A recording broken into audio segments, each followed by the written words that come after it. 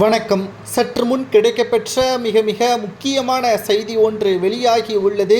திராவிட முன்னேற்ற கழகத்தின் ஆட்சி சரியில்லை என்று தற்பொழுது திமுகவின் கூட்டணியான வேல்முருகன் தற்பொழுது தனது எம்எல்ஏ பதவியை ராஜினாமா செய்ய உள்ளதாக தகவல்கள் வெளியாகி உள்ளது. அதாவது திராவிட முன்னேற்ற கழகத்தின் கூட்டணியில் 13 கூட்டணி கட்சிகள் இருக்கிறது. அதில் தமிழக வாழ்வுரிமை கட்சியின் தலைவர் வேல்முருகன் அவர்கள் பண்ருட்டி தொகுதியில் சூரியன் சின்னத்தில் போட்டியிட்டு அதிமுகவின் வேட்பாளரை தோற்கடித்து வெற்றியும் கொண்டார்.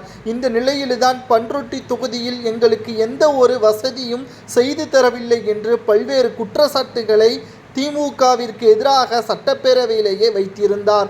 ஆனால் தற்பொழுது வரை அதற்கான நீதி கிடைக்கவில்லை என்றும் சபாநாயகர் அப்பாவு அவர்கள் ஒருதலை பட்சமாக செயல்படுகிறார் என்ற குற்றச்சாட்டையும் முன்வைத்திருந்தார். இந்த நிலையில்தான் திமுகவின் எம்எல்ஏவாகவே அவரை பார்க்கப்படுகிறது. காரணம், அவர் சொந்த கட்சியின் சின்னத்தில் போட்டியிருந்தால் நிச்சயமாக அவர் கூட்டணியில் சேர்ந்ததாகவே கருதப்படும்.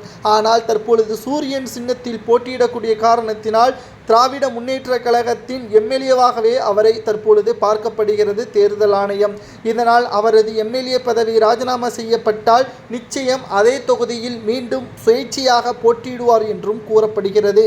அப்படி போட்டியிட்டால் திமுகவின் அமைச்சர்கள் யார் வந்தாலும் மக்கள் அவர்களை விரட்டி அடிப்பார்கள். ஏனென்றால் எங்களது தொகுதிக்கு நீங்கள் எந்த ஒரு நன்மையும் செய்து தரவில்லை. ஏனென்றால் இன்னும் ஓராண்டுகள் தான் இருக்கிறது சட்டப்பேரவை தேர்தல். அதை கச்சிதமாக பயன்படுத்தி தான் தற்பொழுது இந்த முடிவையும் எடுத்திருக்கிறார்.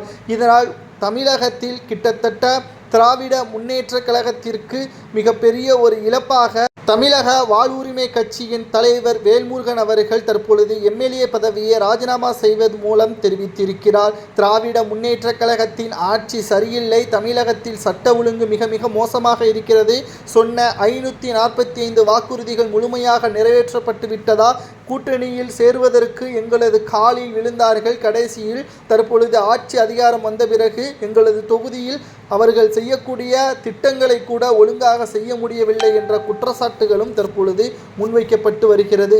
திராவிட முன்னேற்ற கழகத்தை பொறுத்தளவிற்கு மிக மிக மோசமான செயல்பாடுகள், இனியும் நாங்கள் திமுகவுடன் கூட்டணியில் இல்லை என்றும் வேல்முருகன் தெரிவித்திருக்கிறார்.